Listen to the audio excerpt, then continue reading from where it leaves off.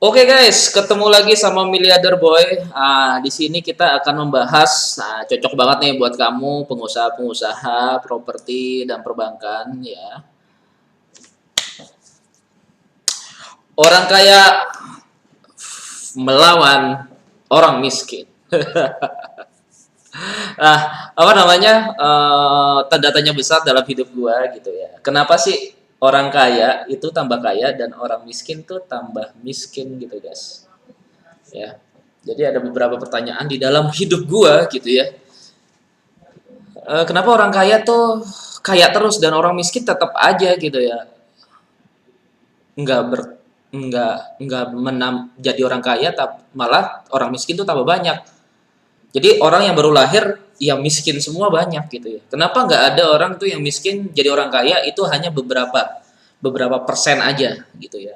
Nah, ini di sini gue akan kasih tahu lu semua gimana caranya untuk menjadi kaya, guys. Nah, sebelumnya, buat teman-teman, sebelum gue membahas ini, buat teman-teman yang ingin belajar, buat teman-teman yang ingin belajar Zoom, gitu ya, Zoom, apa seminar Zoom gratis, lu bisa langsung aja ke TikTok gua, itu Miliarder Boy ya. Atau di terakhir akhir acara ini nanti gua kasih link ya, link channel. Pokoknya Miliarder Boy ya, Telegram gua Miliarder Boy, tapi link channelnya adalah t.me under apa namanya garis miring Miliarder Boy gitu ya, Miliarder Boy Club gitu kan. Nah, oke. Okay. Apalagi ya? Oh. Oke, kita lanjut langsung. Nah, kebanyakan yang gue tahu orang kaya itu suka pinjem ke bank, guys. 90% orang kaya pasti pinjem ke bank. Kok bisa kayak gitu ya? Tapi kebanyakan di orang kita tuh jangan pinjem ke bank, nanti takut orang Indonesia ini takut pinjem ke bank. Kenapa? Karena dia nggak tahu selak-selaknya. Jadi ada di poin-poin tertentu kita tuh terhindar dari resiko gitu ya, manajemen resiko gitu ya. Jadi orang kaya tuh paling suka minjem ke bank, guys, untuk membuat dia tuh tambah kaya gitu kan. Contoh misalnya pendanaannya apa ya? Misal apa ya?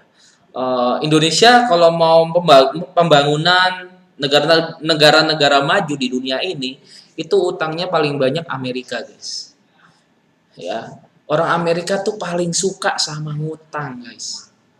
Nah, kok kita mau kaya tapi nggak mau ngutang gitu ya, susah. Lu misalnya lu mau, oh yaudah deh gue nggak mau pakai bank, gue pakai duit sendiri gitu ya, lu bisa ngumpulin sebulan 10 juta aja ya, 10 juta nih sebulan ya kan, umur lu sekarang umur 30 gitu kan, lu bisa ngumpulin 10 juta sebulan. Udah bagus tuh, sangar. Lu pendapatan lu 30 juta, 10 juta sampai setahun itu 120 juta. Ya. 10 tahun itu 1,2 M gitu kan. 1,2 M. Nah, kalau misalnya 20 tahun cuma 2,4 M, guys. Lu ngumpulin duit seumur hidup 20 tahun cuma sampai 2,4 M.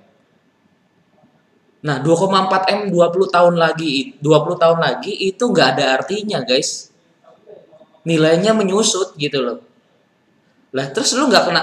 Jadi orang ngutang ke bank itu membeli uang buat membeli hari esok untuk hari ini gitu kan. Tapi dengan syarat lu harus tahu nih manajemen resikonya. Dan manajemen gimana caranya lu tuh bener-bener bisa manajemen keuangan lu dari hutang lu itu. Nah, di sini gue akan bahas gimana caranya orang kaya, ya. Cara orang kaya itu minjem, guys. Dan ini lu harus tahu dan lu harus apa namanya paham ya. Tapi sebelum itu jangan lupa follow Instagram, TikTok, sama YouTube gua, semuanya Miliarder Boy supaya gue tuh lebih semangat lagi buat konten-konten yang bermanfaat buat teman-teman. Oke, banyak orang Indonesia tuh takut pinjam sama bank karena tidak tahu caranya, guys. Banyak orang Indonesia tidak mengerti bagaimana bertransaksi yang aman di properti. Mereka juga tidak paham dengan celah manis di perbankan yang membuat orang itu kaya raya walaupun tanpa modal sekalipun. Nah, jadi gue tuh udah 7 tahun lebih belajar properti dan perbankan. Nah, properti dan perbankan itu dua unsur yang berkaitan. Jadi mereka tuh nggak bisa pisahkan gitu ya. Kalau ada properti pasti ada perbankan. Dan menyadari sangat manis. Gue tuh menyadari sangat manis. Jadi dulu sebelum gue belajar bisnis properti, gue juga dulu punya klub olahraga gitu ya. Ya gue udah 3 tahun ngelatih, 4 tahun ya. Punya klub ya gitu-gitu aja gitu ya, nggak bisa naik secara kasta atau keuangan gitu ya. Dan akhirnya gue belajar tentang properti dan perbankan. Gimana caranya gue bisa beli properti tanpa duit gitu ya, tanpa modal. Nah apalagi gue punya modal gitu ya. Nah jadi udah 7 tahun ini lebih gue udah belajar properti dan perbankan, dan gue menyadari sangat manis nih menggabungkan bisnis properti dan perbankan yang gue rasa 99% manusia di Indonesia nggak ada yang paham. Buktinya dari apa? Buktinya dari gue ketika gue edukasi ke TikTok gitu ya. Orang-orang TikTok tuh malah sinis gitu sama gue, malah malah kayak nggak masuk akal bro, nggak inilah, nggak bisa lu kayak gitu.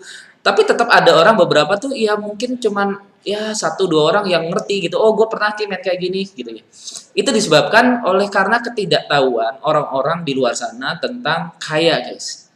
Jadi kalau misalnya lu orang biasa ingin kaya, sebenarnya ada kesempatan guys kalau lu tahu caranya. Jadi kayak kita naik sepeda, kalau kita nggak tahu caranya gitu ya. Kalau kita nggak tahu caranya ya kita nggak bisa naik, susah banget naik sepeda. Tapi ketika kita udah lancar bisa naik sepeda, enak gitu loh, keren gitu. Nah, celah inilah yang dipakai oleh para pengusaha kaya dan pejabat-pejabat negeri untuk membuat mereka tambah kaya raya. Di sini gua bongkar nih guys. Nah, kenapa kayak pejabat-pejabat tuh utang di luar negeri apa segala macam? Karena mereka tahu celah-celahnya guys untuk menjadikan dirinya lebih kaya gitu ya. Pejabat-pejabat dapat gajinya besar gitu ya. Terus dari proyek-proyek mereka, kebanyakan dari mereka itu nabungnya bukan ke bank justru. Karena kenapa nggak mau ke bank gitu ya? Ya karena mungkin takut dicek pajaknya dan lain-lain. Mereka memasukkan uangnya mereka ke properti gitu ya. Atau ya ke museum. Jadi museum itu punya barang antik, dia masuk ke situ. Jadi tanpa pajak. Tapi bukan itu yang gue akan bahas. Jadi di sini gue akan bongkar rahasia orang kaya yang selama ini disembunyikan sudah berpuluh-puluh tahun. Dan hari ini gue buka untuk lo semua guys. Jadi selamat menikmati ya. Ya. Oke, jangan lupa di subscribe, di like channel gua, di tombol lonceng supaya lu selalu dengerin konten gua ya. Selanjutnya apa?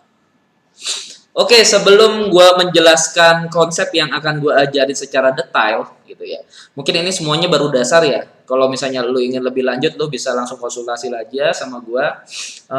Di sini kenapa orang kaya tambah kaya? Lu lebih baik nonton filmnya ini guys, The Banker. Nah, sebelum gua itu gua ceritain dulu ya. The Banker ini ceritanya tentang di luar negeri. Itu tentang orang kaya dan orang miskin. Jadi orang miskinnya di sana menengah ke bawah itu kebanyakan orang kulit hitam yang disebut negro. Ya, orang kulit putih Eropa itu orangnya kaya-kaya. Kenapa orang kulit hitam tidak bisa kaya? Karena mereka kesulitan untuk meminjam modal usaha ke perbankan. Atau dia mau beli rumah perbankan gitu ya. Dia sangat sulit gitu ya.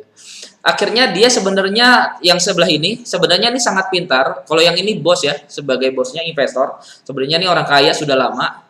Nah, ini nih si siapa namanya lupa gue. Dia ini sangat cerdas menghitung. Jadi dari kecil itu dia sudah belajar. Dia jadi semir sepatu di dekat bank ya. Dia pelajari tentang rahasia-rahasianya bank ya.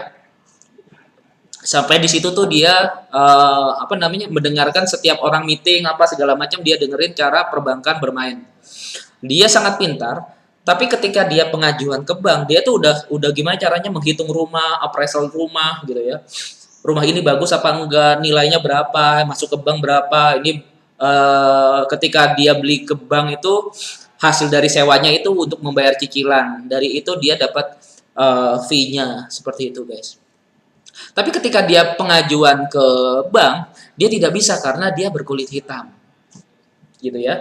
Akhirnya dia bekerja sama dengan salah satu orang Rusia kalau nggak salah.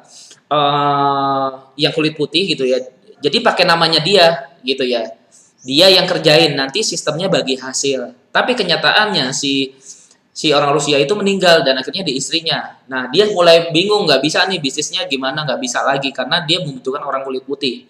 Akhirnya ketemulah dia diketemukan dengan bosnya orang negro di sana, yang orang hitam ini. Di akhirnya meeting-meeting segala macam, akhirnya dia menemukan pola, tetap aja dia akhirnya ingin membeli bank. Oh ya, dia ingin pinjam kredit di bank tidak bisa gitu kan. Akhirnya gimana caranya supaya bisa dapat kredit? Akhirnya dia beli ruko apa namanya, gedung banknya itu. Tapi untuk masuk untuk beli kepada yang punya gedung, orang yang punya gedung juga nggak mau memberikan asetnya kepada orang kulit hitam, gitu ya. Jadi memang dulu di sana tuh ini banget. Akhirnya si siapa namanya ini mengrekrut dia ini merekrut orang kulit putih untuk bekerja di dia sebagai bos. Jadi dia ini seakan-akan jadi pelayannya, ini jadi supirnya, orang kulit putihnya itu jadi bos guys. Justru ketika itu dia bisa dapat pinjaman, akhirnya dia bisa beli bank, beli gedung, beli apa, semuanya pakai uang bank.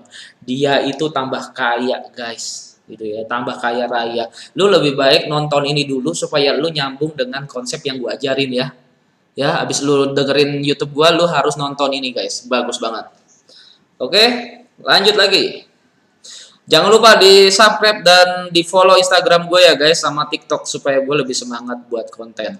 Kalau lu mau ikut belajar tanya jawab bisa langsung di linknya Telegram ya, daripada nganggur gitu ya. Kita lanjut. Oke, kita tahu kalau misalnya modal bisnis gitu ya. Apa namanya? Kalau modal bisnis itu ada 3 guys. Yang kita tahu itu adalah venture capital, venture capital ya. Venture bisnis apa konsep venture ya. Walaupun tidak perlu adanya jaminan aset, tapi biasanya venture menilai, tapi kalau venture Jatim pakai aset ya tetap. Biasanya venture menilai bisnis kita ke arah masa depan dan bagaimana bisa produk ini dipercaya masyarakat dan kebutuhan di masa depan. Perhitungan lebih rumit dan memerlukan tim yang solid. Jadi seperti sekarang tuh kita lihat startup ya. Startup seperti Gojek itu kan semuanya dapatnya dari venture capital. Mereka tidak bisa melalui bank karena mereka itu tidak punya aset guys, tapi mereka punya digital, punya IT segala macam. Aset mereka itu hanya satu-satunya adalah SDM dan market ya. Tapi harus benar-benar penilaian rumit. Cara nilainya juga mereka sangat rumit ya guys. Yang sekarang yang akan jadi cara minjemin dia itu ini bisnis ini bisa akan gimana gitu di masa depan gitu ya, itu sangat rumit diperhitungkan dan lu harus diuji coba. Jadi lu nggak bisa baru mulai bisnis terus lu langsung dapat modal, nggak bisa. Lu harus pakai modal lu dulu, biasanya pakai modal investor kecil-kecil patungan sama teman itu kan. Habis itu uh, setelah lu minjem ke venture baru nanti di IPO, konsepnya seperti itulah. Lu bisa langsung konsultasi, bisa gua ajarin juga konsultasi sama gua juga. Yang kedua adalah modal bisnis melalui investor. Jadi kebanyakan kalau misalnya lu dapat bisnis, dapat modal. Kalau misalnya lu nih sekarang punya toko, tokonya kecil, nggak mungkin lu bisa jadi punya toko besar kalau lu pakai modal sendiri gitu ya. Minimal lu harus pakai modal masyarakat atau modal banyak orang, investor besar gitu ya. Lu harus mengumpulkan. Nah, biasanya bisa lu pakai keluarga, kerabat, ataupun partner bisnis untuk mendanai bisnis dengan skema bagi hasil. Tapi memang sulit dipercaya jika bukan saudara sendiri yang memberikan modal. Jadi kalau misalnya sebagai investor kita biasanya minta sama keluarga, iya kan? Kalau keluarga nggak, pertanyaannya adalah kalau kenapa tuh orang kaya, kenapa tuh orang kaya tuh tetap kaya gitu ya? Karena ketika dia mau bisnis sesuatu, dia biasanya minjem sama teman saudara-saudaranya. Kok ada ini enggak? Nah, jadi ya saudara-saudaranya sendiri yang ngasih pinjemin ke mereka gitu ya. Jadi kenapa orang kaya itu jadi tambah kaya? Karena mereka udah punya relasi gitu ya. Gitu kan? Nah, pertanyaannya adalah kita nih orang menengah ke bawah itu gimana caranya untuk kaya? Kita nggak bisa, keluarga kita nggak bisa. Terus minimal teman gitu ya. Sebaik-baiknya teman juga tetap harus lu punya aset gitu kan untuk mendanai perusahaan lu. tapi lu nggak punya aset gitu, gimana? Mereka juga nggak berani gitu aja ngasih lu duit terus lu buka usaha, nggak sebegitu mudah gitu guys. Susah gitu cari investor. Nah, yang paling gampang ini di bank guys. Jadi sebenarnya paling gampang untuk mendapatkan modal itu di bank. Nah, perbankan seharusnya lebih lunak dalam memberikan modal, akan tetapi perlu diketahui jika bank memerlukan aset untuk sebagai jaminan. Kamu bisa pakai skema KPR dan modal usaha dengan sistem bunga tahunan 8% sampai 12% setahun. Jadi bagi hasilnya dia 8% dari total yang dianggunkan. Nah, kalau kamu cari investor biasanya itu sistemnya bagi hasil, misalnya 50-50, 60-40 gitu ya. Kalau misalnya sampai venture capital, biasanya mereka minta 70%, kamu 30%. Tergantung negosiasi. Nah, pertanyaannya adalah, kalau lo gak punya modal gimana? Gue minum dulu ya. Enak banget. Oke, pertanyaannya adalah gimana kalau lo gak punya modal guys? Gimana lo, gimana lo udah gak punya modal, lo udah gak punya aset, terus gimana? Gue akan kasih tahu lu gimana caranya lu nggak punya modal, nggak punya aset, tapi lu bisa dapat pinjaman. Oke? Mau tahu caranya? Oke, lanjut.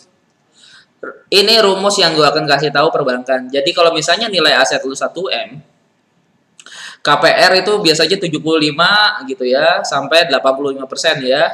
Jadi akan cair 750 juta, 850 juta. Nah, gimana lu bisa dapat modal dari gini? Lu nggak punya aset juga. Oke, gue akan kasih tahu.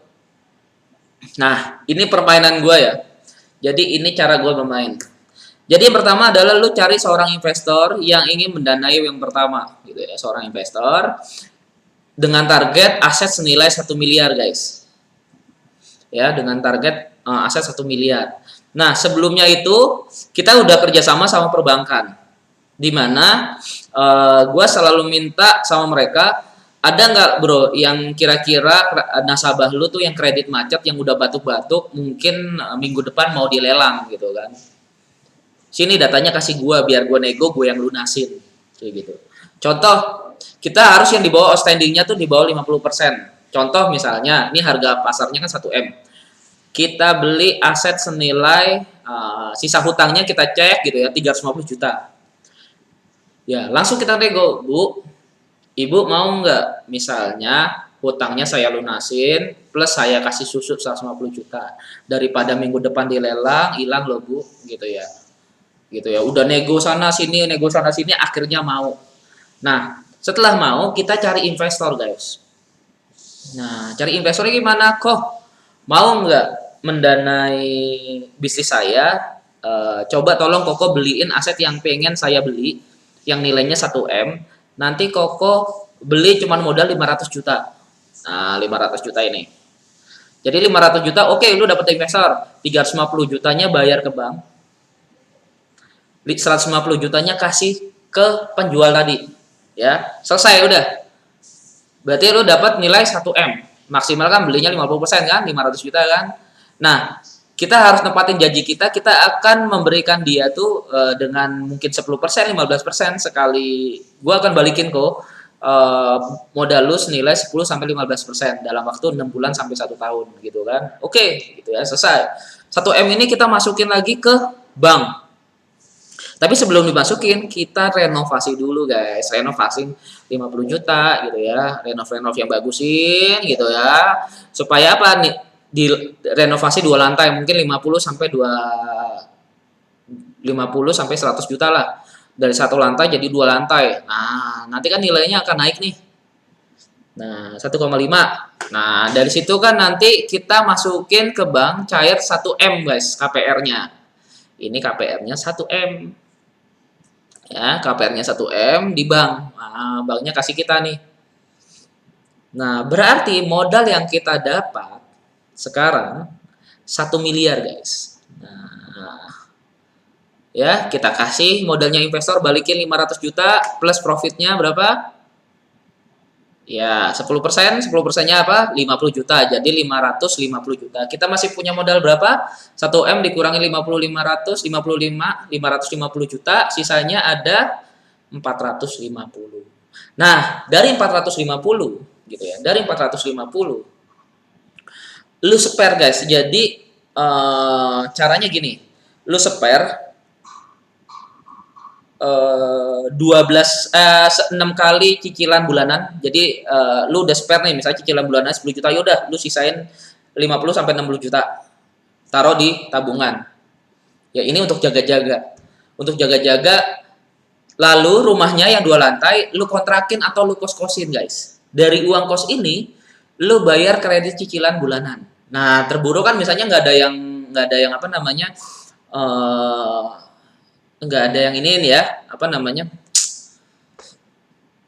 nggak ada yang nempatin, lu masih ada bisa bayar pakai uang cash flow. Jadi lu bisa pakai modalnya 400 juta untuk peluang bisnis lu.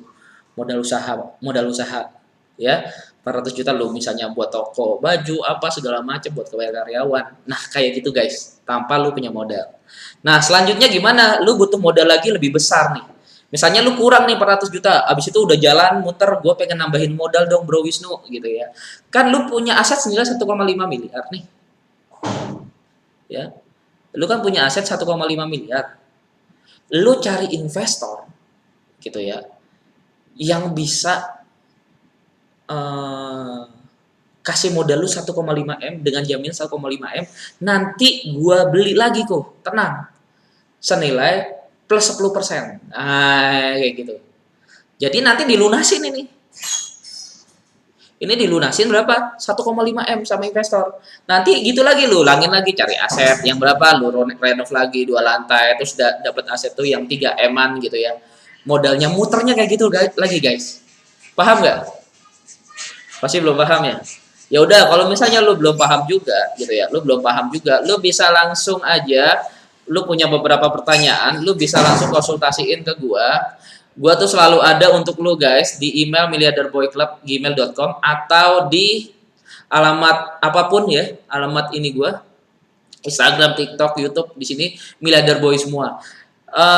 Ini nggak pakai akeong ya, nggak pakai akeong ya. Jadi Telegram ininya channel t.me garis miring miliarder boy garis bawah klub.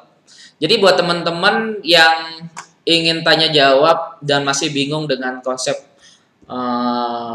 yang gue jalanin ini untuk membuat lo tuh dapat duit tapi tanpa modal dan tanpa jaminan aset, lo bisa langsung konsultasi ke grupnya gue ya guys. Semoga konten-konten ini bermanfaat buat lo dan gue jamin semoga kita semua orang Indonesia menjadi kaya raya. Jangan mau kalah guys sama orang Eropa guys. Jangan mau kalah guys sama orang Tiongkok. Jangan mau kalah sama orang luar negeri. Orang Indonesia juga bisa kaya. Makanya kalau lu bisa tahu caranya untuk perbankan dan properti, gua jamin 1000% lu bisa kaya. Yang penting lu tahu caranya dan lu ikut apa yang gua kasih tahu. Oke, sekian, terima kasih, semoga bermanfaat buat lu. Tes. Bye bye.